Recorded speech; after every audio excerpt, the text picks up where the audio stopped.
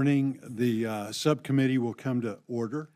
We meet today to discuss the President's fiscal year 2027 budget, request for military construction and family housing for the Department of Defense. I would like to begin by recognizing today's panel.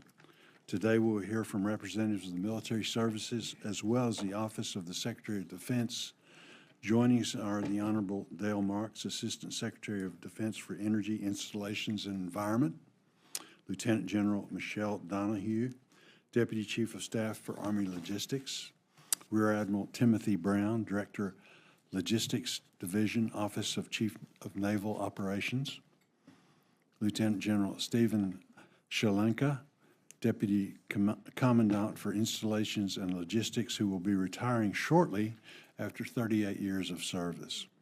General, thank you so much for all you've done for our country, and we are very proud of you and appreciate you and your family's service. My dad did 20 years. I understand they are family affairs, so we appreciate you guys. Lieutenant General Kenyon Bell, Air Force Deputy Chief of Staff for Logistics, Engineering, and Force Protection, who's joined with his family here also, which we welcome. Ms. Kathryn Kolbe, Space Force Assistant Deputy Chief of Space Operations, Installations, and Logistics. This year's MILCON request totals $28.6 billion, an increase of $8.8 billion above the fiscal year 2026 enacted level after years of persistent underinvestment in military construction.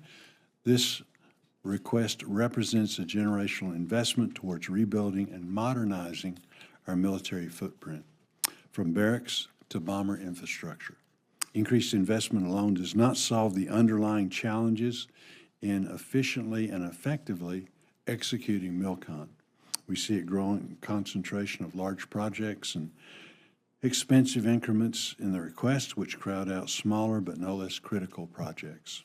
We also continue to see cost overruns and schedule delays. I know the department has been taking a hard look at its internal processes to identify opportunities for improvement. And Congress has also done its part by enacting targeted authorities within our jurisdiction to help address those challenges. The new MILCON authorities enacted last year include Progressive Design Build, Other Transaction Authority, and alternate defense construction agent approaches.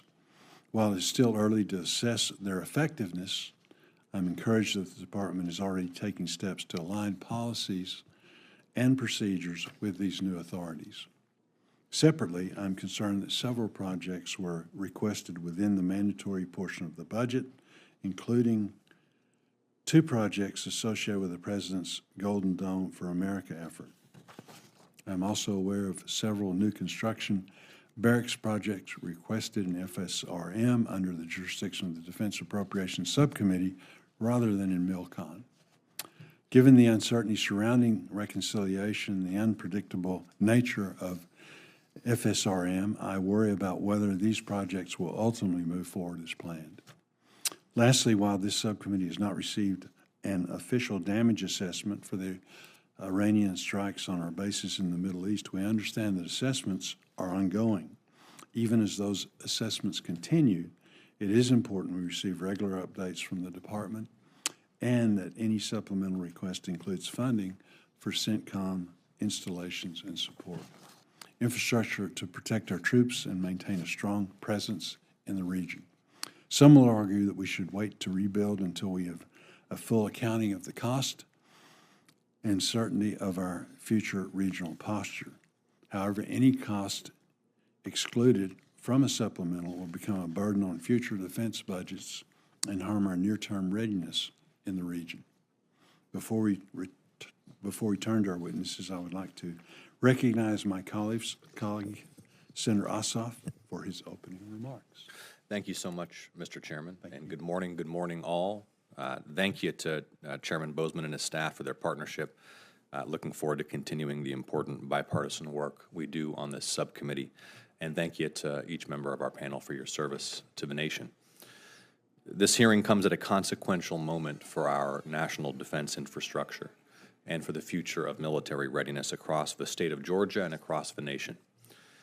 Georgia remains one of the most critical defense states in the country. Our installations support power projection, advanced training, cyber operations, logistics, special operations, strategic mobility, ship and submarine operations, and force generation across every combatant command.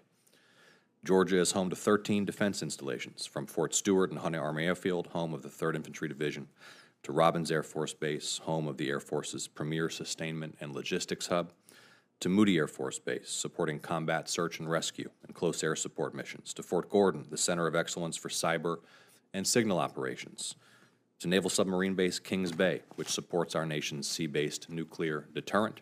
Georgia installations are indispensable to American national security. The fiscal year 2027 military construction request includes substantial investments across the department, totaling more than $28 billion in discretionary military construction and family housing funding, with a separate request of an addition $2.7 billion in mandatory reconciliation funding submitted on top of the base request. And while I appreciate the department's heightened recognition of the importance of long-neglected infrastructure, I remain concerned that the fiscal year 27 President's budget once again underfunds critical quality of life and readiness requirements at several Georgia installations and across the globe. I was pleased to see that roughly $216 million for projects at Marine Corps Logistics Base Albany and Naval Submarine Base Kings Bay supporting critical communications, infrastructure, the future Columbia-class submarine mission, and our nation's strategic deterrence, all projects I previously pushed to advance and support through design funding, were indeed requested in the President's base budget. Georgia installations and many others across the world continue to face major unmet military construction and quality of life needs, including child development centers, barracks modernization, military family housing improvements, maintenance facilities, infrastructure resilience projects, operational support facilities, and military working dog infrastructure. At Robins Air Force Base, workforce growth and mission expansion continue to outpace infrastructure investment, particularly in areas supporting depot maintenance, family support services, and child care capacity. At Moody Air Force Base, long-standing concerns regarding military working dog facilities and other mission support infrastructure remain insufficiently addressed, despite clear operational and quality of life impacts.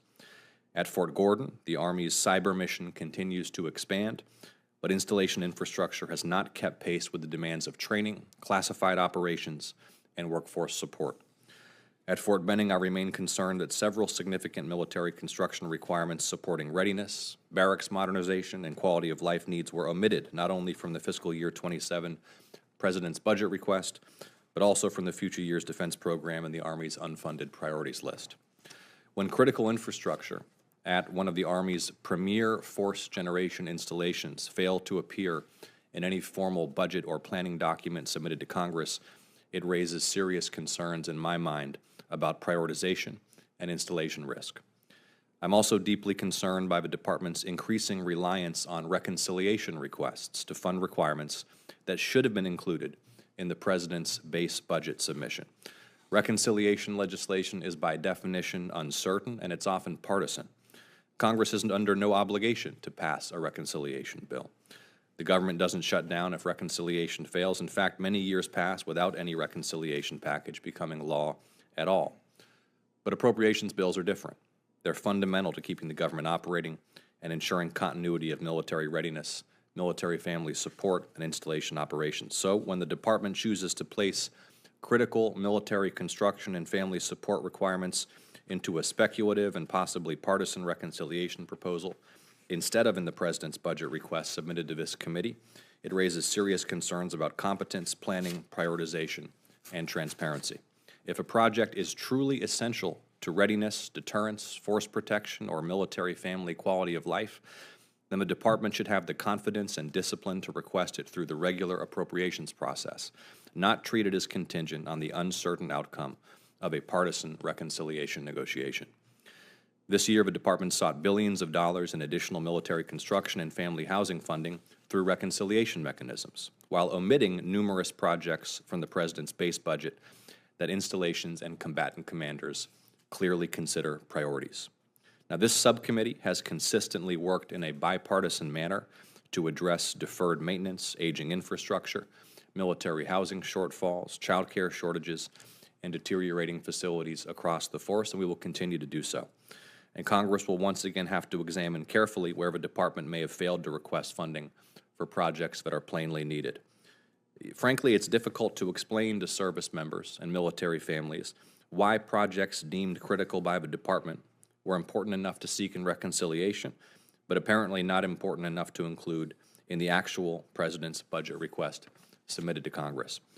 All that being said, I am pleased to see that the department is headed in the right direction by requesting a significant increase in funding for quality of life and infrastructure and family housing when compared to previous fiscal years. Historically, these priorities have been woefully underfunded.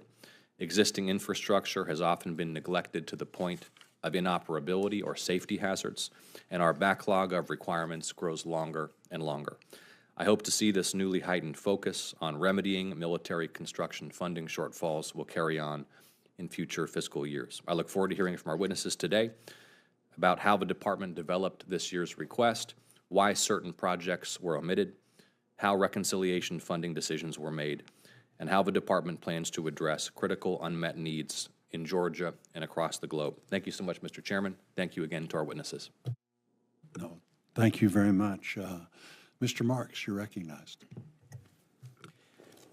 Chairman Bozeman, Ranking Member Ossoff, and distinguished members of the subcommittee, thank you for the opportunity to discuss the President's fiscal year 2027 budget request for the Department of War's military construction and housing portfolios. Our installations are our foundational platforms for readiness. And unfortunately, over many years, as you noticed, our enterprise has accepted cumulative risk in our facilities to prioritize near-term operational readiness. The bill for that trade is now overdue. The degraded state of our installations is no longer a future problem. It is a direct and present threat to our ability to project power, defend the homeland, and properly care for our service members. So the President's budget confronts this reality with a generational investment of $88.5 billion in our facilities. Of this, we're requesting $26.8 billion for military construction, a $4.1 billion increase over previous levels. Our highest priority within this request is for our people. Supported by $21.5 billion for unaccompanied housing, our barracks task force is moving rapidly to ensure every service member has clean, safe, and comfortable living conditions. And for our military families, our dedicated housing deal team is actively digging into privatized projects, securing potential critical capital, and advising on ways to hold private partners strictly accountable. Beyond housing, this budget directly supports the National Defense Strategy. We're prioritizing critical infrastructure across the globe, and we're delivering the specialized facilities required to field advanced capabilities like Golden Dome, the F-47, the B-21, and our nuclear triad. Simultaneously, we cannot project power if our installations are vulnerable. We remain fully committed to installation and cyber defense, energy resilience, and our environmental obligations. We recognize these are significant requests, and we take our stewardship of taxpayer dollars seriously. To that end, I recently directed the department to implement new NDA authorities that many of you helped to drive to accelerate project delivery and drive down costs. By maximizing design reuse, eliminating unnecessary military unique checklists, and bundling procurements, we are fundamentally changing how we do business. We will be relentless in our execution, exhausting every authority to cut through red tape, change the culture, and deliver excellence. The challenges facing our military infrastructure are significant, but our resolve is stronger. The Department of War is committed to rebuilding our foundation, honoring our commitment to our people, and innovating for the challenges ahead. Thank you, and I look forward to your questions. Thank you. Lieutenant General Donahue. Chairman Bozeman, Ranking Member Ossoff, and distinguished members of the subcommittee, thank you for the opportunity to discuss the Army's fiscal year 2027 budget request for military construction and housing. Our installations are the bedrock of Army readiness. They are the platforms from which our warfighters train, deploy, and defend our nation. To ensure these platforms can meet evolving missions and counter emerging threats, the Army is taking a holistic and aggressive approach to facility investment. We are requesting $4.2 billion for military construction and housing and over this fiscal year. and $7 billion to specifically address the construction and renovation of our barracks. These historic investments will directly increase our warfighters' lethality and quality of life for years to come. We recognize that the traditional military construction process often takes too long and costs too much. Over the last year, the Army has worked to cut unnecessary bureaucracy and deliver real change. For example, by adopting federal sustainability principles instead of paying for third-party certifications, we are reducing administrative burdens and saving up to 6% on project costs without sacrificing quality. In addition, we are leveraging artificial intelligence to streamline the creation of our 1391 project packages, which is reducing our cycle times by almost 75%. We're also pushing the boundaries of construction technology. At Fort Bliss, Texas, we partnered with private industry to 3D print the department's first barracks, cutting construction time from 24 months down to 9, a significant step forward for the future of Army construction. We're also capitalizing on alternate defense construction agent authorities to find efficiencies outside of the traditional MILCON process. Our recent project at the Joint Readiness Training Center at Fort Polk serves as the prime example of this speed. Earlier this year, we transferred a 35% design from the Corps of Engineers to Army Material Command. Utilizing progressive design build and other transactional authority or an OTA contract, AMC moved from that design transfer to a contract award in less than 43 days. We are scheduled to break ground this July to build 2 transient barracks, a brigade tactical operations center, a brigade aid station, and a pump house. This project proves that the Army is committed to embracing new technology to construct faster, cheaper, and smarter, delivering more for our soldiers without simply paying more. Taking care of our soldiers and their families remains our #1 priority. We've strengthened our oversight of family housing and are completing third-party inspections across our entire inventory. For the single soldiers, we are empowering garrison commanders to take immediate action, including moving soldiers off post if living conditions are ever unacceptable. Predictable resourcing is absolutely essential to modernizing our Army installations, maintaining our warfighters' edge, and ensuring the well-being of our soldiers and their families. We are grateful for this committee's enduring support in this shared mission. Thank you, and I look forward to your questions. Thank you, Rear Admiral Brown. Chairman Bozeman, Ranking Member Ossoff, distinguished members of the subcommittee, good morning, and thank you for the opportunity to testify before you today. I appreciate the opportunity to discuss the critical role our installations and infrastructure play in developing, generating, employing, and sustaining the Navy and Joint Force. It is an honor to appear before you and a privilege to represent the sailors and Navy civilians serving at our 70 installations worldwide. As we meet here today, it is worth remembering that 84 years ago this month, in May of 1942, the Navy came to a critical realization. Victory in the Pacific would not depend not simply on combat power, but on the nation's ability to sustain it across vast distances. Recognizing that operations only move as fast as the infrastructure that supports them, the Navy fundamentally rethought its shore footprint and in response invested in dry docks, repair facilities, logistics networks, and advanced bases required to sustain fleet operations across the Pacific theater. Those proactive investments enabled and sustained the grueling island hopping campaigns and ultimately helped secure victory in World War II.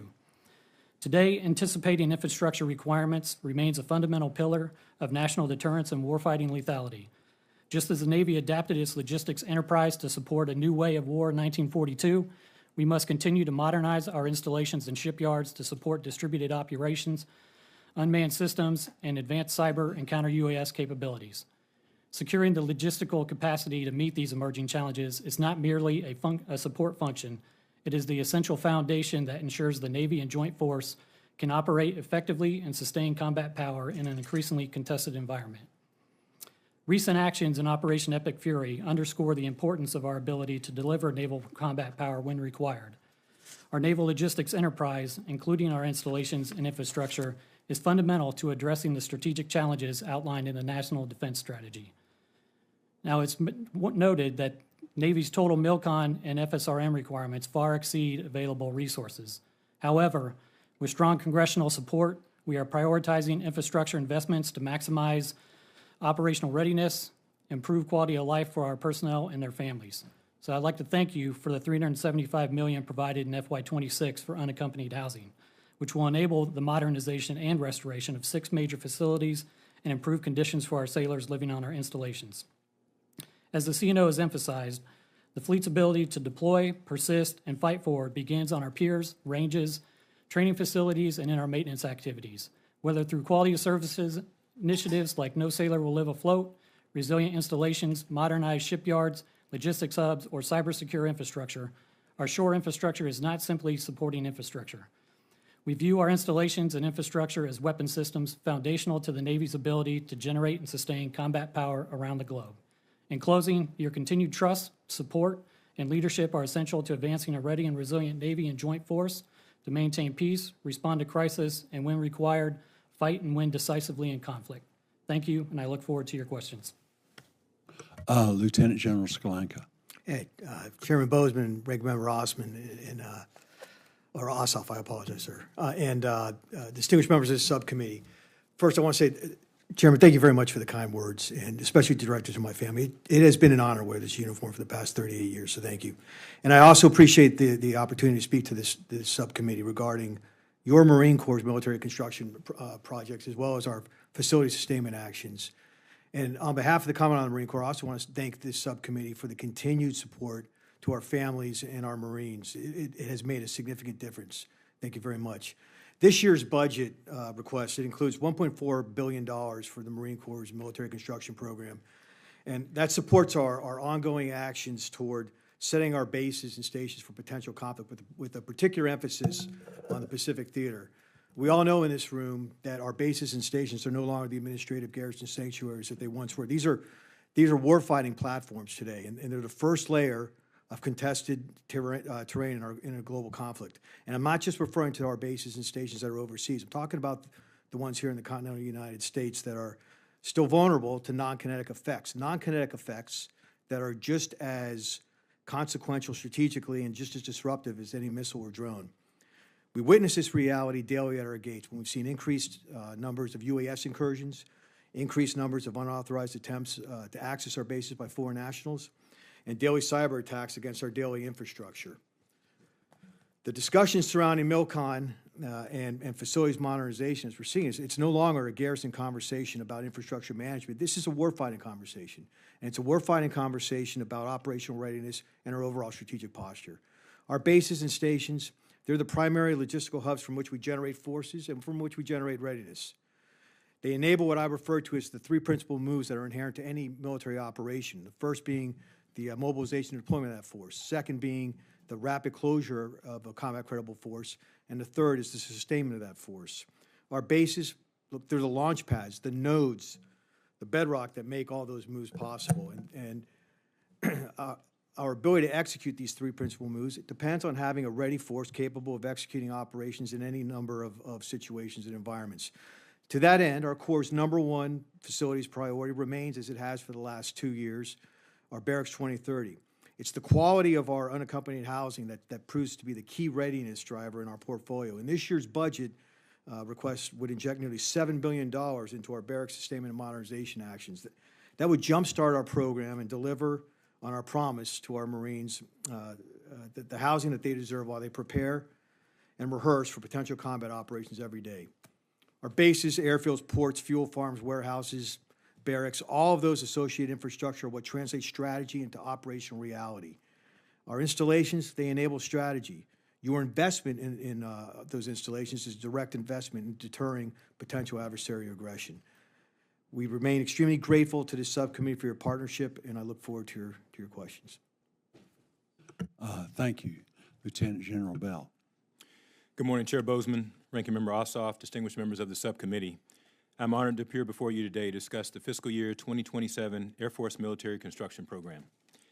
I'm here on behalf of the airmen who build, sustain, and power the world's most lethal and ready Air Force.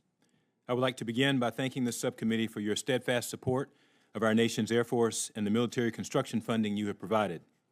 As the National Defense Strategy makes clear, we are in a defining era of strategic competition. Our adversaries understand that American military power depends on the infrastructure that enables it. Our installations are not just bases. They are the power projection platforms from which we generate air power. We cannot fly, fix, fight, or win without secure, sustainable, and ready bases. This fundamental truth drives every requirement we develop, every dollar we program, and every project we build.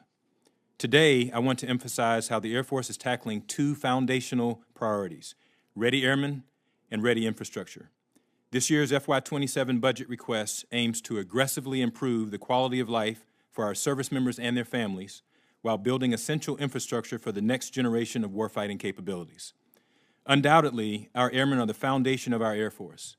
We must ensure our airmen and their families have clean, comfortable, and safe homes so they can come to work rested, rejuvenated, and focused. To that end, we are planning to execute the largest investment in unaccompanied housing in over a decade. For FY27, we are planning $2.7 billion for dormitory renovations and repairs, while also investing $1.3 billion to correct deficiencies in military family housing. Additionally, we are deliberately targeting child development center capacity shortfalls, ensuring our warfighters have the reliable child care they need to remain focused on the mission. Second, the FY27 budget request represents a unique opportunity to both transform readiness and modernize the force to keep our competitive advantage. The Department of the Air Force is nearly doubling infrastructure investment by requesting a generational investment, $11.1 billion in military construction and $14.3 billion for facilities, sustainment, restoration, and modernization. Over 50% of our MILCON budget request is dedicated to new mission bed downs, including the B-21 Raider, the F-47, and Sentinel, the largest and most complex weapon system acquisition program the Air Force has ever undertaken. Furthermore, we are aggressively leveraging new authorities provided in the FY26 NDAA in order to decrease execution timelines, reduce costs, and deliver these mission-critical facilities at the necessary speed. The design funding requirement in this request is the key to unlocking these new authorities. Without the full design funding request, we cannot execute at the speed Congress expects of us. Whether we are constructing facilities for the B-21 or modernizing a dormitory, we are laying the foundation for combat readiness that allows these weapon systems to be delivered on time. In closing, the Air Force's continued partnership with this subcommittee's members and your dedicated staff is essential to the modernization of our assets, the safety of our installations, and the welfare of our airmen and their families. Thank you for your continued oversight, leadership, and support. I look forward to your questions and today's discussion. Good. Thank you. Ms. Kolbe. Good morning, Chairman Bozeman, Ranking Member Ossoff, and distinguished members of the subcommittee. Thank you for the opportunity to testify on behalf of the United States Space Force for our fiscal year 2027 military construction budget request. The Space Force came into existence as a separate service 6 years ago, but space has been part of the joint force and has played a key role in our national security for much longer. Our Guardians serve alongside soldiers, sailors, airmen, and Marines, assuring that every element of the military can operate with confidence, supported by resilient space capabilities. The nature of space as a warfighting domain requires constant vigilance and innovation, not only in our operations, but also in the development of resilient infrastructure and installations that ensure our personnel and systems remain protected and mission-ready in any circumstance. The Space Force must grow to meet the demands of emerging threats and new mission requirements, and it is essential that our infrastructure and installations scale and modernize in concert with the force expansion, the introduction of advanced systems, and the rapid increase in space launch activity. Our installations are far more than workplaces. They are force projection platforms. From our home stations, the vast majority of Guardians conduct uninterrupted operations 24/7 that ensure space superiority and support the joint force worldwide. Sustaining and advancing our space superiority requires a deliberate long-term investment in the infrastructure and installations that underpin our operations. By modernizing existing facilities, constructing purpose-built platforms, and leveraging new MILCON authorities to streamline design and construction, we will ensure that our capabilities remain resilient and ready to meet both today's mission requirements and the challenges of the future. The FY27 Space Force budget request includes approximately $2.2 billion in focused military construction funding to deliver resilient, purpose-built facilities to ensure that our Guardians have the infrastructure necessary to maintain uninterrupted operations and to protect our nation's advantage in space. The request allocates $1.4 billion for new mission capabilities, including $1 billion for combatant command support and approximately $400 million for space launch support facilities. The request also includes $81 million for minor military construction and $670 million for facility design. We are grateful to Congress for expanding MILCON authorities in the FY26 National Defense Authorization Act and for your support with $259 million for Space Force MILCON in the FY26 Consolidated Appropriations Act. Thank you, Chairman Bozeman, Ranking Member Ossoff, and members of the subcommittee for your time and thoughtful consideration, as well as your leadership and strong advocacy and support for the United States Space Force. Thank you. Let's start with our questioning then. As I mentioned in my opening statement, the budget request represents a generational investment in MILCON and begins to address a long-standing backlog of critical projects. Certainly, we are very supportive of the department's effort to make those needed investments. At the same time, we've seen from the House mark, which includes a significant reduction to the department's request, I think immediately due to input from people like yourselves, and they understood that they were underfunded and needed to bring things up. But General Bell, let's begin with you, and then I'd like to hear from Admiral Brown. If, in fact, that were to be the case, from your perspective, where would reduced MILCON funding create the greatest operational infrastructure and readiness risk within your service, and which priorities would be most affected if these projects are delayed or not funded? Chair Bozeman, thank you for the question. As you know, our entire budget request is going to get after both the quality of life for our airmen as well as for our mission requirements. We've got several new mission efforts that are ongoing right now. Part of the request this year and the generational investment that we're asking for, there's $2.7 billion that are tied into planning and design, and that needs to be accompanied with the construction. Different from years past in which sometimes that lump sum amount for the planning and design may sometimes get shaved off. If we don't have the entire amount for the planning and design to accompany the construction, we may fall short in being able to execute the FY26 NDAA new authorities. Those other transactional authorities require that both the planning and design as well as the construction dollars marry up so that we can see reduced cost and reduced timeline moving forward. Very good. Admiral Brown. Chairman, thank you for the question. From a Navy perspective, from a prioritization standpoint, we go to the fleet commanders, Navy requirements, and it's a basically one-to-end list from a prioritization standpoint. So to echo my colleagues' comments, we really need the full funding measure for that. However, given the potential of a reconciliation not happening, we are fully committed to executing that prioritized list in order, but we need to obviously come back for assistance on how to re-wicker that funding. And I would defer to my colleague at the end of the table, Honorable Marks, for any additional detail on that, but the Navy is fully committed to executing the budget as directed to meet our mission requirements. Well, let's talk to Honorable Marks. We do appreciate you very, very much.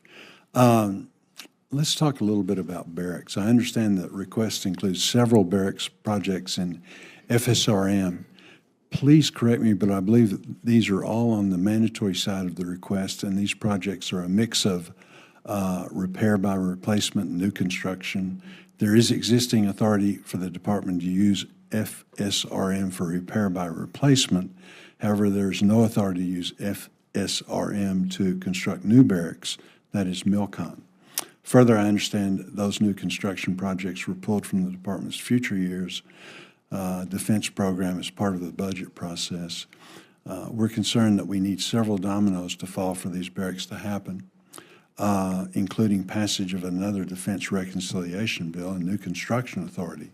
If that doesn't happen, then these projects are at severe risk, and that has a direct impact on our service members. So, Mr. Marks, am I accurately kind of summing that up? And then what would be the impact on quality of life and readiness if those barrack projects are not funded this year? In such a scenario, how does the department intend to prioritize and reinsert these projects into the MILCON pipeline in future budget cycles? That's a lot, but it really is important. It really is, Senator, and I appreciate your constant support for all of these things that we're trying to do. As you know, with the Barracks Task Force, it is to roll that out with the not only a great sense of urgency, but a sense of commitment to get after that. As the Secretary has said, we're going to fix this. And he has been very clear to us to continue to keep the pressure on, to use every authority, every ability to construct, every new technique that we possibly can. And so we're not doing construction out of that FSRM. We are doing replacement improvements. We're trying to make sure that we are getting after the problem sets, using every dollar to its max extent possible, using new techniques, modular design, regional approaches. And so really what we're trying to do is accelerate that underinvestment that we've had that allows us to continue to move this forward. As I look to my partners down the table, first and foremost was just to get after the problems of how do I repair and bring the quality up, move people out has been mentioned, and take care of those problem sets. Now it's let's get focused on how I get the newest of the buildings designed, take down the ones that we can no longer afford, and then regionally be able to take scale and move that to a larger and faster way. And so the latitude that we're looking for in terms of our funding is really to be able to use all of those authorities as quickly as possible, as broadly as possible, so that we can solve that problem and bring up the quality of life as quickly as possible. Very good. Well, we certainly want to help you. Yes, sir. We appreciate that. Thank you. Senator Ross? Thank you, Mr. Chairman, and thank you again to our witnesses. Lieutenant General Bell, I'd like to begin by discussing our work together at Moody Air Force Base. As you're well aware, Moody is preparing for the future bed down of the F-35. And I've been working closely now for years with the Air Force and with the local community, with Dr. Lucy Green and Mayor Matheson to prepare the local infrastructure and to accelerate the arrival of the aircraft. Can you please update the committee on what infrastructure and facility improvements are already underway at Moody? What additional military construction or support requirements remain unfunded or unmet? And I'd also like your commitment, General, to continue working with me and the community down in Valdosta to expedite all necessary preparations to ensure those aircraft can come as swiftly as possible and be prepared to defend the nation from Moody Air Force Base. Thank you, General. Ranking Member Ossoff, thank you for that question. As you know, first of all, thank you for the design funds that you've been able to give to us for the F-35 simulator training there at Moody. Moody is a consequential base for us with multiple missions that are going on there. As you know, the A-10 has been extended there, but F-35 coming soon. Seven different projects are planned throughout the FIDEP for Moody in the realm of the F-35. We are committed, and I will commit to you to ensuring that we prioritize the infrastructure as it is planned out through the FIDEP to make sure that it is ready for when the F-35 arrives there. Thank you very much, General. Looking forward to continuing to work with you on that. And I want to discuss Robins as well.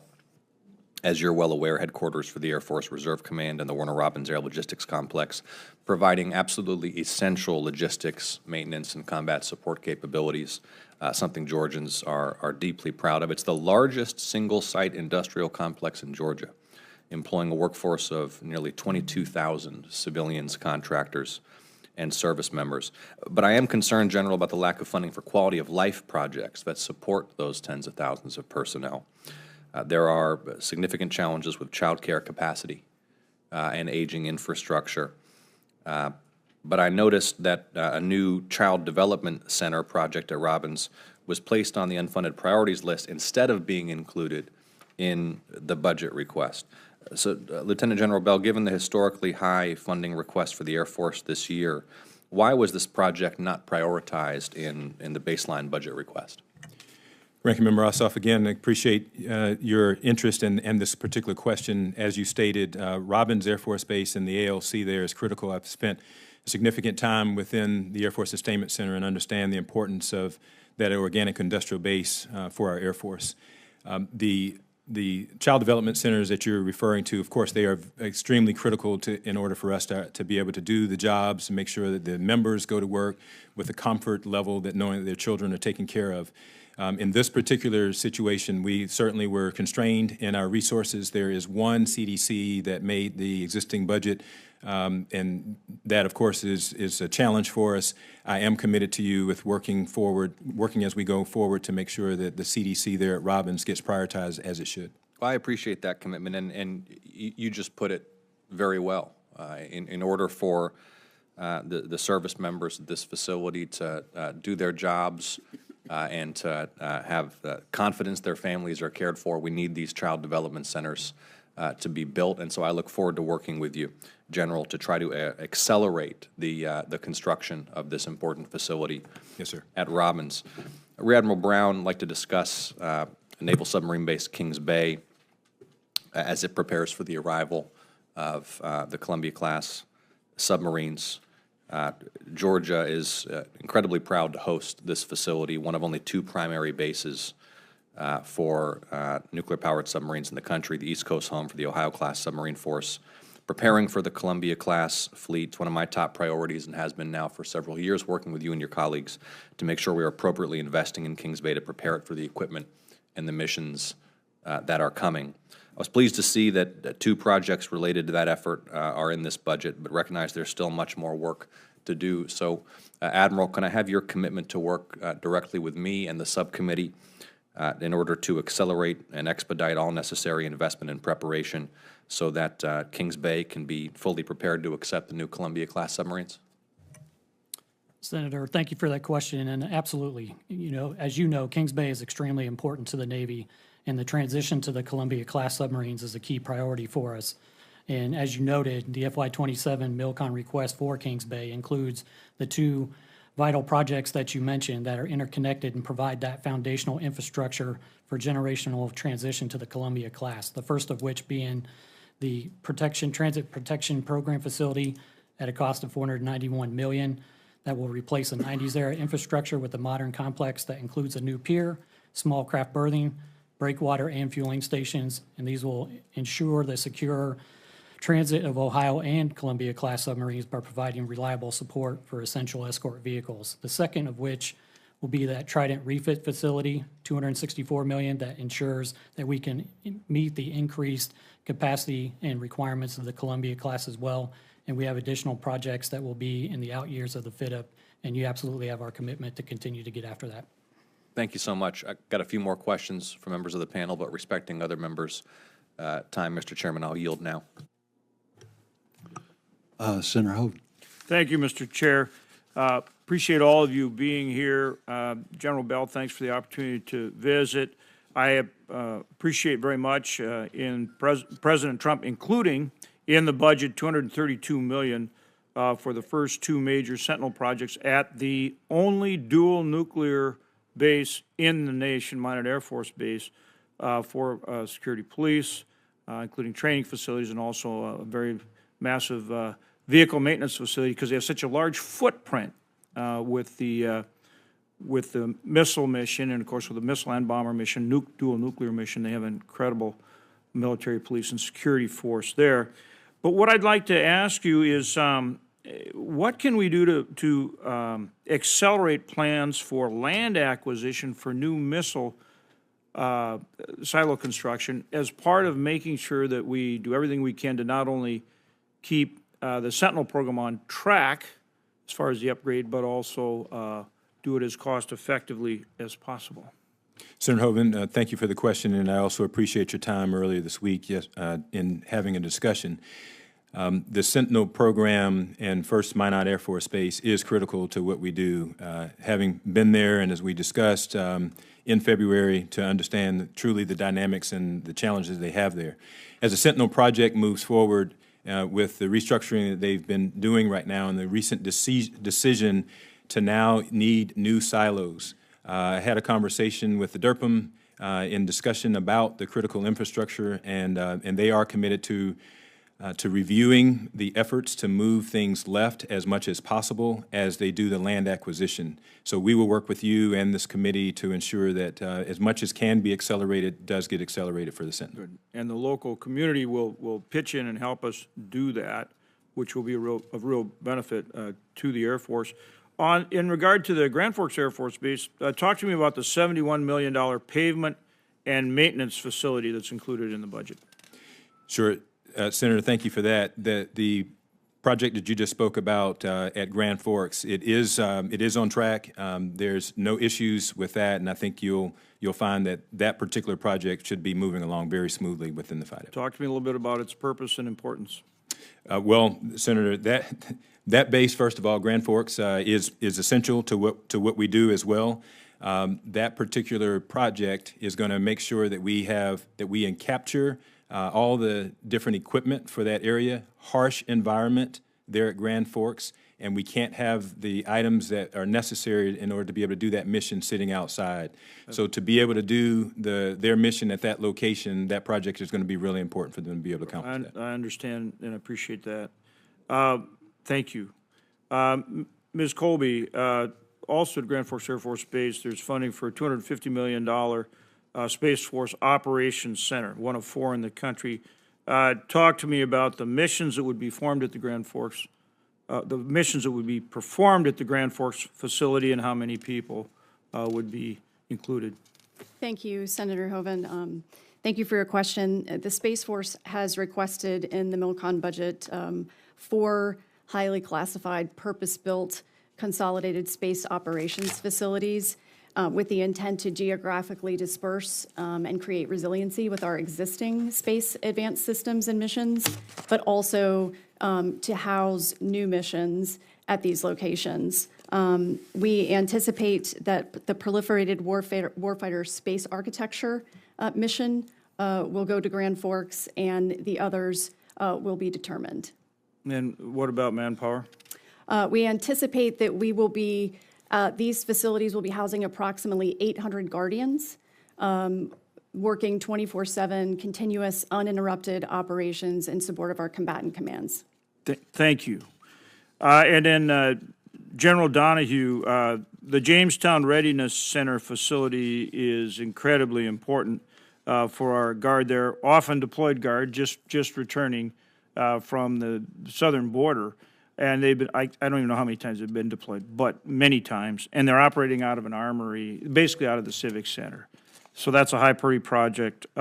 Please talk to me about getting it done. Sure, we share your support for this Readiness Center. The Readiness Center is absolutely critical to that Guard's mission set there. I was told by the Corps of Engineers that we will have the 35% design this month, and we will absolutely use all authorities there from a progressive design build to get after this project very, very quickly.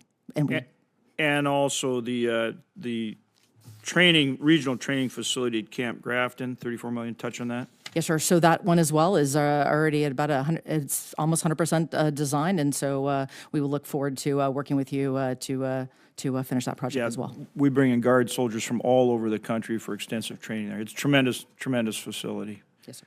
Again, thank you to all of you. Appreciate the incredible work you do. Thank you, Mr. Chair. Senator Baldwin. Yeah, thank you, Mr. Chair. Thank you to all of our panelists today. General Donahue, I'm going to continue with you. I understand that the Army Reserve is facing a multi-billion-dollar backlog in deferred facilities restoration and maintenance. And I'm concerned about the impact of this backlog on the impact it has on readiness, not just for the reserve, but also the active component, given the critical sustainment and logistics capabilities that reside within the Army Reserve. How are you balancing the needs of the active and reserve components in deciding how to allocate military construction funding in this budget request and future year defense programs?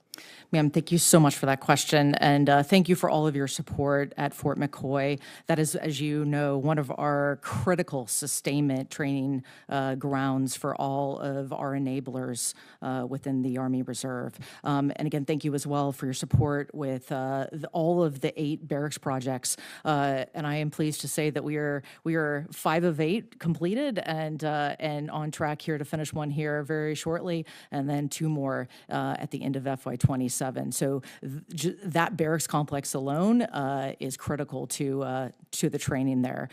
Ma'am, as you noted, we balance total force capabilities when it comes to priorities with our infrastructure across the Army. And as noted before, we have a lot of infrastructure debt that we are trying to tackle. And so the generational investment that we have will absolutely help all components for the United States Army. Thank you. And can you provide additional information on how the Army is planning to increase military construction investments for training areas? I'm narrowing down to Fort McCoy, but for training areas and other related installations. So, ma'am, yes, we have three more projects actually inside of the FIDEP right now to tackle, to complete out the investment there at Fort McCoy, to include an athletic field, as well as 3 more barracks, a gym, and a water distribution facility. And so we look forward to continue to partner with you on those efforts. Thank you. And then General Sklenka, first of all, thank you for your longstanding service and congratulations on reaching this point nearing retirement. I was glad to see that your military construction request for the Marine Corps Reserves this year was over double that of last year. Can you speak to the importance of modernizing infrastructure for the reserves through the Barracks 2030 initiative, as well as how this will improve the quality of life for Marine reservists during drill periods? Thanks, Senator, and thank you for the kind words. First and foremost, we make no distinction between reserves and active duty in the Marine Corps. It's a total force, and they have, our Barracks 2030 is not bifurcated between reservists and active duty. It's the prioritizations that we make and our one to end list that we create is based off of the total need or the need of the total force. So I think the most significant point in that is the message that is sent to our reservists that there is no distinction made. The total force is there. They're as much a part of the fighting force as 1 MEF, 2 MEF, and 3 MEF. And they are either operating as entire organizations within those MEFs or augments as well. But we make no distinction, ma'am. Okay. And in terms of that Barracks 2030 initiative, how will the Marine Corps sustain investments in your barracks rehabilitation over the years to come? Senator, this subcommittee is the biggest driver behind that in many ways, but also through our FISRIM, because the issue that we have right now is we don't really have as much of an inventory issue as we have a sustainment and readiness issue. So the push that we've had, and I think you'll note in our budget request this year, is we have a significant uptick in FISRIM requests, which also enables us to conduct actions much more quickly than the overarching MILCON process. But that I think really is more of a tangential aspect of why we went with so much heavy with the FISRIM. What we're finding is the modernization requirements not necessarily requiring us to build brand new barracks. We have the facilities out there. Really, we can get after the repairs, I think, much more effectively and efficiently and more quickly for our Marines. Thank you. Thank you, Chairman. Senator Murkowski. Mr. Chairman, thank you. Gentlemen, ladies, thank you for being here this morning. Thank you for your service. General Bell, I want to begin with you. You and I had a great meeting earlier this week about the Air Force's investment in Alaska through the Fighter Town Recapitalization Project that is going to be moving forward on what is currently Joint Base Elmendorf-Richardson. We are very pleased that the Air Force is focused so keenly on not only what today's needs are, but recognizing what the future will really bring and the very, very strategic role that JBER will play in defense of our homeland here. I would like you to take just a moment to explain to the committee why this recapitalization effort is so important to the Air Force, how it enables the various operational groups at JBER to provide for this air supremacy in the Indo-Pacific and the Arctic, because we are talking about a considerable investment. You used the term in your opening statements. This is a generational investment that we're seeing with the Air Force, but I think even more particularly so when it comes to JBER. So if you can speak to this, please. Senator Murkowski, thank you very much for the question, and I also appreciate the time early this week. Great conversation and discussion. Having been stationed at JBER and with the location of JBER, it is a critical location for our overall Arctic strategy. And JBER being a critical part of that Arctic strategy, the ability for us to do the fighter town recapitalization is vitally important. There's a large number of this generational investment is going to go into that fighter town recapitalization. As I mentioned previously, in order for us to be able to do that investment, we need to be able to have both the construction dollars as well as the planning and design. And without both of those being married up, we will not be able to take full advantage of the NDAA, the 26 NDAA authorities, in order for us to be able to plan out the built infrastructure in a very detailed fashion. So our ability to be able to recap is going to be important for the Arctic strategy. In order for us to be able to do that, we want to take advantage of the FY26 NDAA authorities, some of which are already being utilized for the SpaceCom, for the F-47 at Nellis, and we want to do the same for the Fighter Town recap there for the Arctic strategy at JBER. So effectively, what you will be doing is you're taking dozens of separate projects under a single authorization here and an appropriation for efficiency and for really being able to advance this in a way that will be important to the ability to execute on this recapitalization as quickly as needs be. Senator, at a much more granular level, you're exactly right. Those details are really important in that one of the ways that we're getting after this is we have an entire 1391 requirement with multiple projects that are underneath it, and that goes to the new authorities for us to be able to get after this recapitalization there at JBER. Got it. Thank you. Thank you for this and for, again, the very keen focus. I will note that I'm meeting with some folks from the municipality of Anchorage today, and one of the things that they want to speak with us about will be the opportunities for the community, but also making sure that we've got good communication as we move forward. And on that, Honorable Mr. Marks, I'd like to ask you about the energy issue, which is always front and center. We can build buildings, but we also need to have our local utilities be able to meet the energy demand. And what we're going to be seeing come into place there at JBER is going to be considerable. The power consumption just from the JITC alone, they say like a 50% increase.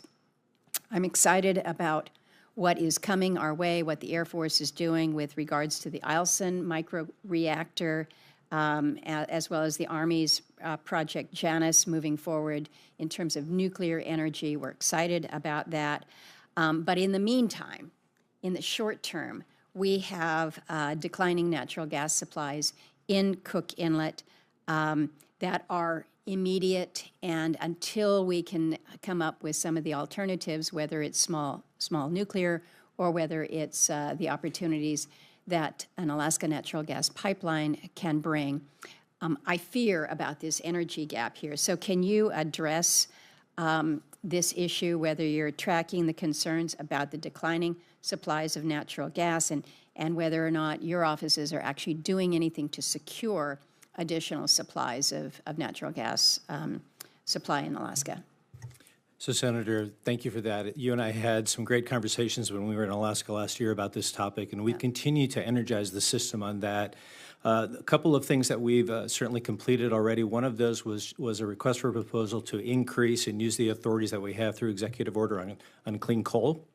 So in the near term, it was how do we revitalize, especially because, as you know, JBER and especially Eielson, with their dependency on coal, is to ensure that we have an incredibly solid baseload power generation for today's mission and the ability to expand. So that was priority number one. Let's get that under control and make sure that we're driving in the correct place. The second, I believe you're familiar, of course, with Glenfarne and the projects that are going on there with that.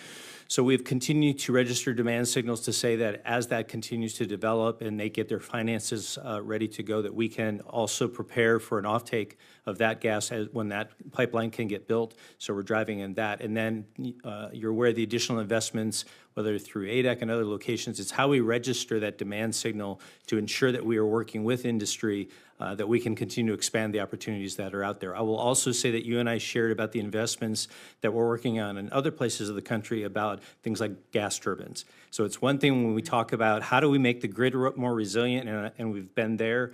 Certainly, we want to make sure that we're making the investments in the product lines that are going to make sure that we're there. Lastly, I just met with the team this week on advanced nuclear power. Those look good. We're moving towards critical with at least some of those by the 4th of July, as I think you're aware. But part of what we're also trying to ask all of those purveyors to do is think about the next one, right? What are they making the investments in for what follows? So we get to critical, we produce electricity. Now let's get to the next part of that. So we're continuing to drive that demand in the right direction. But again, thank you for your leadership and support on all of those things. Thank you for that. Mr. Chairman, I have a couple questions for General Donahue about the Fort Wainwright dining facility as well as Army Corps staffing issues, but I'll submit those for the record and look forward to that. And thank you, each of you, for your service. Thank you. Senator Fisher. Thank you, Mr. Chairman. Mr. Marks, I'm very disappointed that the department has chosen not to include a MILCON request for a new laboratory for the Defense POW MIA accounting agency. The DPAA's current laboratory at Offutt is housed in a World War II bomber factory that needs to be demolished. This agency has a sacred mission, and that's to account for missing service members in part of a solemn commitment to this country that it makes to service members willing to give their lives for the defense of our country. And failing to prioritize the constructions of the agency's new lab is really at odds with that commitment. Mr. Mark, since the DPAA is a defense-wide agency, it has a unique military construction prioritization. Will you commit to working with my office to ensure that the department understands this mission and the new laboratory is properly prioritized in future fiscal years? Senator, absolutely. So I've been to the one not only in Hawaii, but also at Offutt. Very, very familiar. It is one of our most sacred, if not the most sacred mission that we do have. And the director happens to be a personal friend of mine. We've spoken frequently about this. I will absolutely commit to look not only into this, but I'll follow back up with you to ensure that we're putting a proper priority on it to the best of our ability. Thank you very much. Also, sir, we're making some historic investments in weapons production, and many of our systems, equipment, and munitions need specific storage conditions. They shouldn't be left exposed to harsh weather or high humidity in places like Guam. Under no circumstances should we be filling our stockpiles with weapons that won't work when we need them to work because we didn't invest in proper climate-controlled storage facilities. So how's the department coordinating internally to ensure that as we get these new munitions or weapon systems produced, how do we get those appropriate facilities, both here at home and also abroad, so that we can store them properly? I hate to travel on Codell's and view rusted equipment and rusted weapons. What a waste. Senator, I think you have been in my office on some of these talking points. So last year after I took the seat, and in fact, right after the last year when I testified before this committee, went back and said exactly the same things to my team, and I asked the question, what are we going to do about the munitions? If I can produce everything the President has charged me to go do, what do I need to do? And then when I moved into the A&S deputy role, that became even far more urgent. So we've actually put a task force together under ASW sustainment. Their job and their task force was first and foremost to go out and survey and ensure we knew exactly what the state, the as-is condition of all of our munition storage, and what it was going to take first and foremost to bring everything back up to standard. So we wanted to get after that because I needed to go with that part of the construction. The second piece was then to go out and look, based against the demand signal we know we're producing and on the timelines we're working those on, is I need to have the construction of those obviously done before the production ramp hits its highest point. And so they're driving right now. We know that we're looking at least 5 million square feet, more than that most likely, that we need to be into construction on. And I have a study and a team working that task force with regular updates back to me in terms of what it's going to take and what investments we need to make to get after that problem set. And I'd be happy to come back and share that with you as we can. Great. You mentioned a standard. I would hope that the standard takes into consideration the differences in weather where all of these facilities need to be built. It is, and in fact, it's standard not only for that, it's where they're built to ensure that the water and the treatment are proper, that our net explosive weights are all taken into account so that we're handling those properly, but also that we're modernizing those as we build new because, as you know, weapons are changing, the size of those are changing, and so it's ensuring that what we don't have to do is that also from a, if you will, ergonomics, the ability to put them in and out properly makes the most sense so that we're not having to jockey things around. So all of those work into the design plan, and we're driving very much on those. Great. Look forward to working with you on that. General Bell, I appreciated our conversation yesterday on the importance of completing that flood recovery projects that we have at Offutt. We have airmen and civilians that are working out of a building originally, again, built as a bomber factory in World War II, as new facilities are being constructed and are being outfitted. Do you have an estimate for when these new facilities are going to be completed? Senator Fisher, thank you for that question. Yes, of course, the floods that took place there were disastrous. The National Disaster Recovery Plan for Offutt had 7 different MILCON projects that were a part of them. 4 of them are complete. 3 more are still in work with an estimated completion of September of 28. And I can certainly give you more details on those, but that's in general what we're looking at is September of 2028. Okay. And that's for all 3? Yes, ma'am. Are they all on schedule? I will come back to you and give you more details as to how they're doing. Okay, great. Thank you, Mr. Chairman. Senator Ossoff. Thank you again, Mr. Chairman. And Lieutenant General Sklenka, I want to echo the appreciation that's been expressed by the chairman and my colleagues for your decades of service and congratulate you on your upcoming retirement.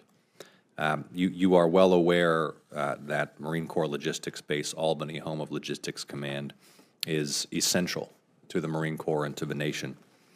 And in fiscal year 23, I worked alongside the leadership of the installation and the Albany community to secure design funding for a new communications facility to more efficiently support the vital Marine Corps logistics mission. That communications facility is one of the highest priorities for the Albany community and essential to the future of the installation. And I am really pleased that the design has come to fruition, that the project is now ready for major construction. Thank you for working with me. Thank you to the Marine Corps for working with me for years to advance this project. I want to remain as helpful as possible throughout the execution of construction. So what do you need from this subcommittee to ensure the project is not just completed but also remains on schedule? Senator Ossoff, again, thank you very much for the kind words. Like I said, it has been an honor to wear this uniform this long. $86 million, I believe, is what's going to that facility. The importance of that depot for the Marine Corps cannot be overstated. It is the sole depot that we've got. It's got an annex in Barstow and has a subordinate organization down in Jacksonville with our pre-positioning force. But what we're seeing is an evolution with what Marine Corps Logistics Base and in particular the Logistics Command is doing. They have they're not just an operation that's run out of Southwest Georgia. They have a reach that's deep into the Indo-Pacific.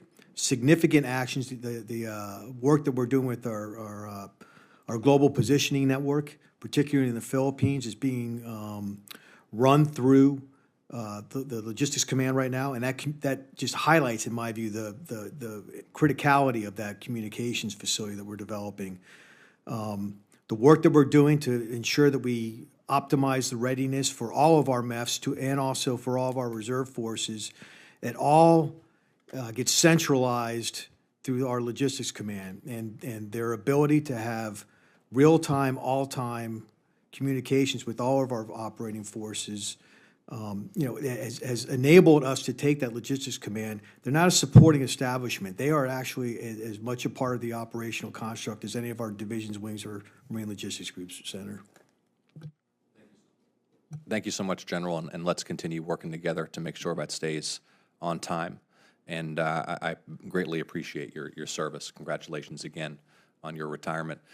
General Donahue, I want to raise some serious concerns about Fort Benning. You know how important this facility is. Over 100,000 soldiers are trained every year at Fort Benning. That's extraordinary. Home of the Army Maneuver Center of Excellence, the Armor School, the Infantry School, so much important work, and projects on post that we've known for years need to be prioritized.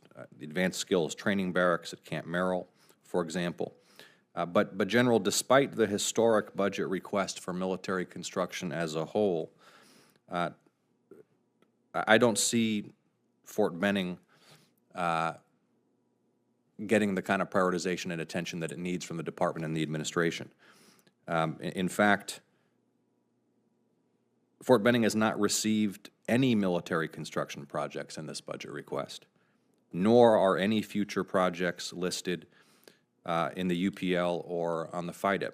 So why? Senator, thank you for your support for Fort Benning. Colin Tooley, the Major General down there leading the Maneuver Center of Excellence, is a very close friend of mine, having just left the Sustainment Center of Excellence just recently. We do have right now 4 of our barracks down there. We're actually using the authorities from a repair by replacement perspective, and so we are tackling that is almost $100 million in investment right now that are being put into those 4 barracks. In addition to that, from an elementary school perspective, I'm tracking that DOEA is poised this year to award the replacement for the elementary school there. We have R&M dollars as well to convert the old elementary school there into a CDC. And just recently, I talked to General Tooley about the establishment of an H2F campus. The H2F mission, our health and holistic fitness mission, was just recently passed to him, and so he's going to stand up a campus there that will use modern MILCON dollars to get after a new Sparks facility there with him, as well as we're looking at our campus-style dining efforts as well to transform how they feed all soldiers there at Fort Benning. And so we will continue to work with the committee to take a close look at Fort Benning, and I will circle back with General Tooley as well to make sure that we capture any other outstanding requirements down there. Thank you, General. And I'm tracking and appreciate those other forms of attention and investment, the use of those authorities to try to get after some of the issues with the barracks. Have been working for years now for a replacement for Dexter Elementary. That's really important for those families down there in Columbus. But I just want to highlight again that, we know there are other infrastructure and MILCON needs at the base. There are no MILCON requests from the Army for Fort Benning. We know, for example, that Camp Merrill needs these upgrades. So let's just work together to make sure that this vital installation is not being taken for granted. I know you care about it. I know the Army cares about it. I know you care about it, Mr. Marks. I'm just a bit concerned by the lack of attention in this year's base budget. So we'll work together on that. Let me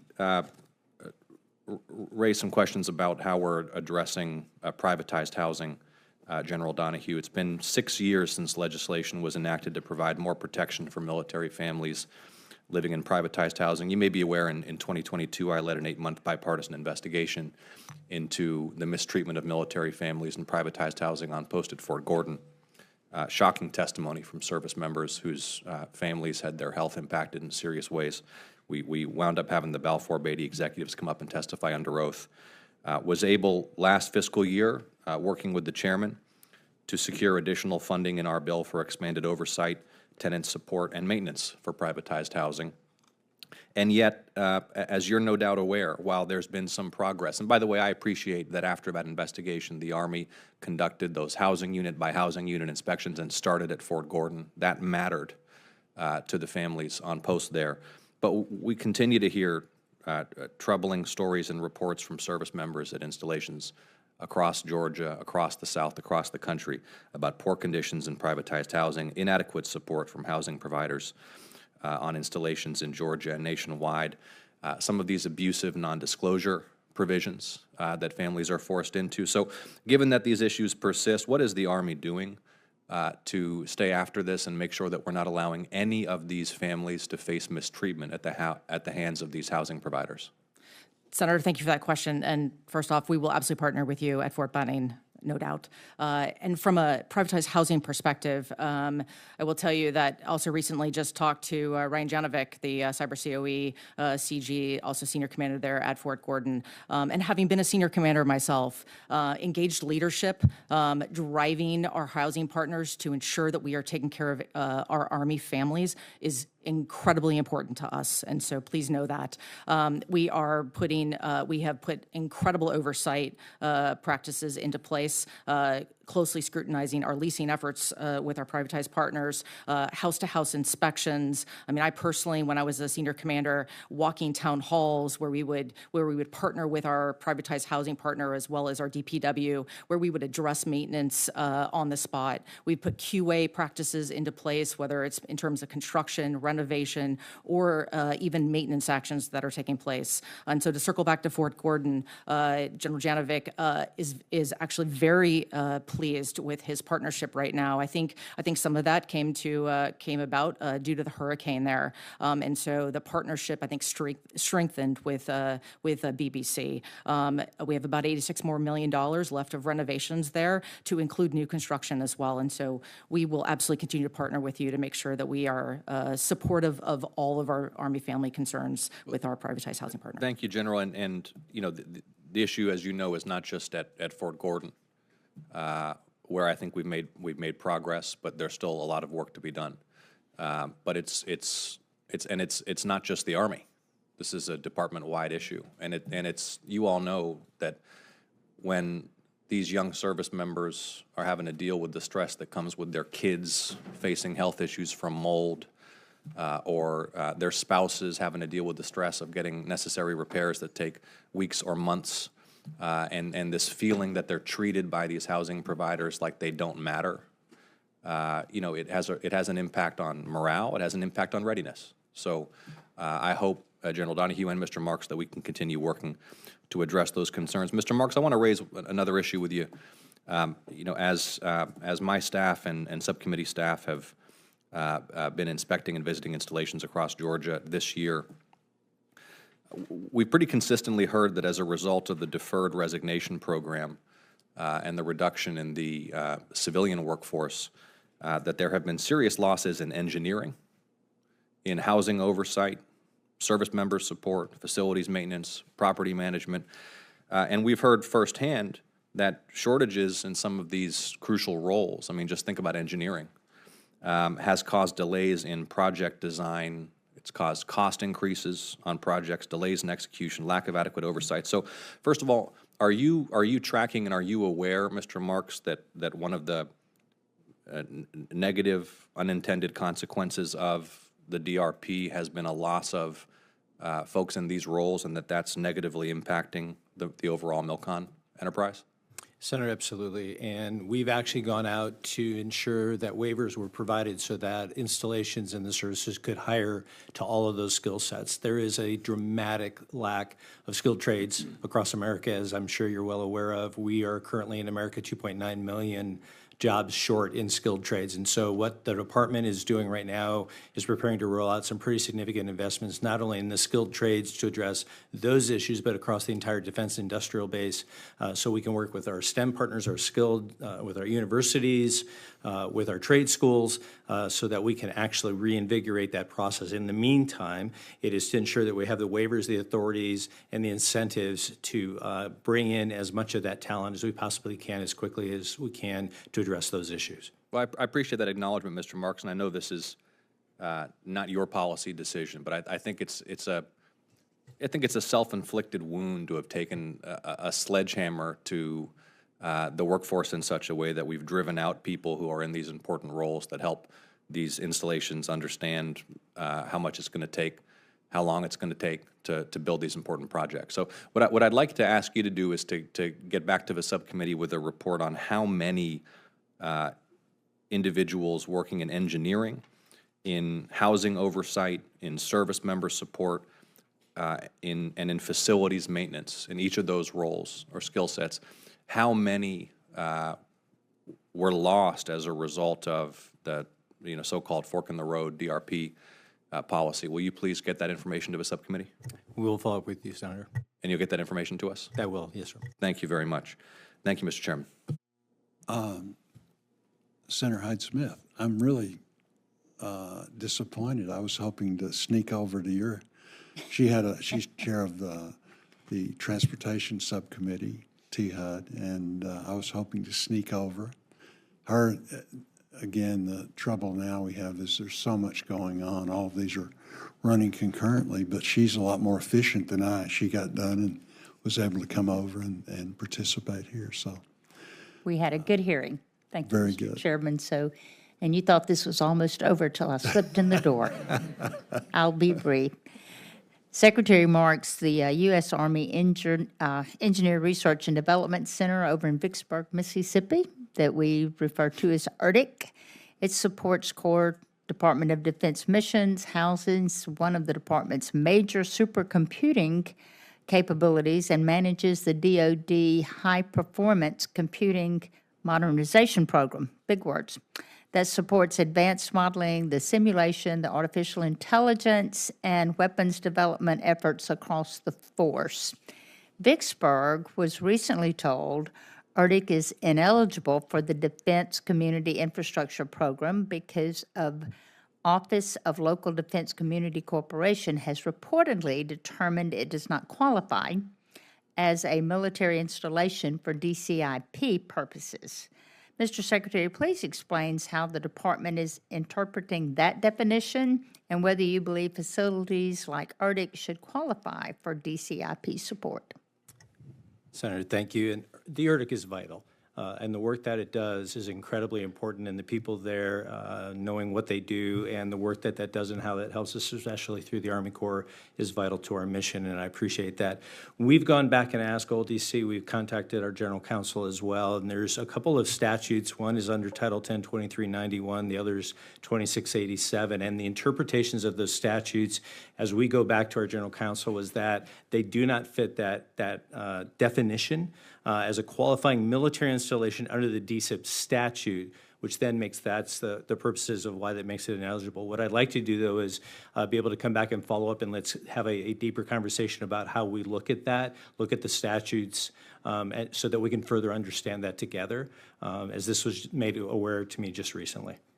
So do you agree that you'll work with the committee and the stakeholders in Mississippi to review whether the current interpretation is unintentionally excluding mission-critical defense activities from the infrastructure programs? Ma'am, we'll go back and take another look for sure, and I'll come back to you on the answers to those things. Great, thank you. And regarding unaccompanied housing, I appreciate the department's renewed focus on improving barracks conditions and quality of life for our service members that we certainly want to take care of. MILCON funding is obviously a big part of supporting the effort to improve unaccompanied housing. How is the department using other authorities like enhanced use leases, intergovernmental support agreements, and public-private partnerships to help expand and modernize living quarters for our service members? Senator, I'm not sure there's a greater topic we could talk about right now when it comes to the quality of life of our service members, and I appreciate that. And in April, I reiterated the policies that were given through the 26 NDAA that allowed us to expand all of those authorities and push that to my partners here and to their civilian counterparts that said we will use every single tool in the toolkit. That means if we can expand our enhanced use lease, if we can do those regionally, if we can use IGSAs. In fact, I just spoke this past Monday at the Association of Defense Communities to 900 community members, leadership, and gave exactly the mentions you just did, which was to say use every single tool that we have to the expanse and the speed that we possibly can to ensure that we are not only taking care of the quality of life, but doing it in a way to use every single dollar that we possibly have in the best possible use. I want to stretch the dollars, and I want to go at speed as quickly as possible to enhance quality of life. Okay, and are there other additional authorities or legislative changes the department believes Congress should consider to help expand or modernize unaccompanied housing more quickly? Can you identify any specific legislation that we can implement or head toward or introduce, or how can we do that to expand that? So, ma'am, what we've asked first and foremost is I want to ensure always to absolutely use every single authority that you've already given us. So first, that was the direction from the policy. The second piece, then, that the team is coming back to me, and I expect to see this, they're just about complete, and that is MILCON reform in the sense of UFC, Unified Facilities Criteria. What can we eliminate? What can we reduce? What guidance can we give to our partners, again, that says we can go faster?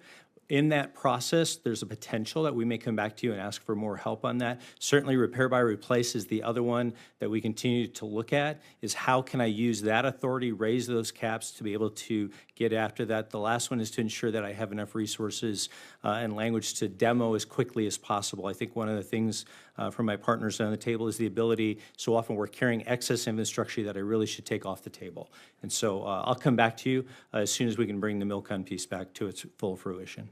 Great, thank you, and I certainly appreciate every one of you and what you do every day. I'm very, very grateful to you and the families that support you. Thanks.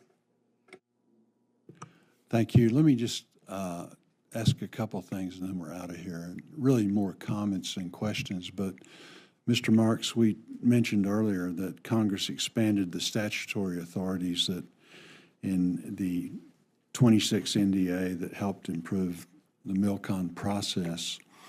And I was really encouraged that you, have taken the ball and run with it in the sense of, recently issuing guidance in that regard. And I guess my question is how can we help you? And I know that, that you desperately want to get this done, the administration does. How can we help you translate directives and words into actual action?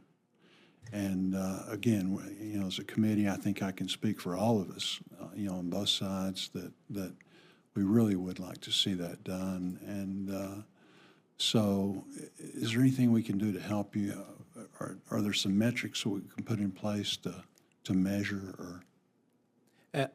I would go to, I think, Senator, on both speed and volume continue to remain the two kind of critical things that we're after. And cost is always the overhead cost, especially in MILCON right now, at upwards, even before we start, sometimes it can be upwards of 67% of an additional cost from the very beginning. So I think taking, part of this is the agreement to take a step back. It's why I want to come back to you and say, here are things we know that we can do internal to our own authorities, what we need beyond that. But now it's how do we get after the remaining cost? Are there other agreements or portions of that that potentially we can come back and say, whether through the way we deal with labor, the additional costs that are encumbered, right? So to the degree that we can remove under our own authorities, the enhancements there. But I think taking just a strong look at the MILCON cost structure itself and how I think we can work with you in this committee to maybe thin that down so we can go faster and get more out of the dollars that we spend. Good. We really appreciate your leadership. The other thing, very quickly, is that we've seen a surge in drone incursions over the United States government and military facilities over the past year, combined with operations such as Spider's Web. These incidents demonstrate how emerging technologies can challenge traditional installation security measures. I think this is truly a national emergency. There's a lot of talk about it, but I don't know that we're doing a lot about it. So I would really encourage you all, and again, we've talked individually about the importance of this, but we simply have to get something done, moving in that direction. So I'm not going to ask you, what exactly we're doing in that regard here, but I'd like to follow up, in the next several months, and we can go down to the SCIF and talk, but we have to have a plan, we have to execute. We're willing to do whatever we need, but I really do think we have to, and I know all of you agree, we have to rethink our installations, how we're going to protect them. And then again, dealing with these incursions that we're seeing with that we've seen constantly. I'm sure there's some going on right now. But with that, I want to thank you all for being here. I really do appreciate your openness. I think all of us would agree that you and your staffs are very, it's easy to reach you and easy to reach your staffs. We appreciate that very, very much. We also appreciate your service. And General Sklenka, we're going to miss you. You're probably not going to miss these kind of things in the future, but thank you for your service. And again, thank you for your family. As I said, these are family things. For members of the subcommittee, any questions for the record should be turned in the subcommittee staff no later than the close of business on Thursday, May 21st. You got any words of wisdom? Count me in to work with you, Mr. Chairman, on those counter-UAS priorities, and it, including facilities that are hosting U.S. personnel and U.S. equipment overseas that may be owned or operated by our partners and allies. And given that it's Police Week, also want to acknowledge and thank with gratitude the U.S. Capitol Police who are here taking care of us. Thank you all so much. Thank you. With that, we're adjourned.